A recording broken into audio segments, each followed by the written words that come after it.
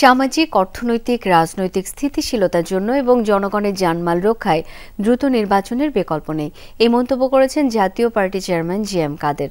দুপুরে বনানীতে চেয়ারম্যানের কার্যালয়ে দলের বর্ধিত সভায় তিনি এই মন্তব্য করেন। বলেন, সুষ্ঠু ও অংশগ্রহণমূলক নির্বাচনের নিশ্চয়তা দিতে হবে সরকারকে, নতুবা এই নির্বাচনও গ্রহণযোগ্য হবে না দেশে বিদেশে। শেখ হাসিনার মতোই অবস্থা তৈরি হবে।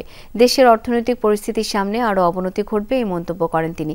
অভিযোগ করেন, জুলাই অভ্যুত্থানে জাপা সরাসরি সমর্থন দিয়েছে, নেতাকর্মীরা অংশগ্রহণ করেছে। রাজনীতি থেকে তার দলকে দূরে রাখার ষড়যন্ত্র চলছে। কিছু মানুষ নানাভাবে অপপ্রচার চালাচ্ছে। তাদের ষড়যন্ত্র রুখে দিতে এবং দুর্নাম ঘোচাতে নেতাকর্মীদের নির্দেশ দেন তিনি।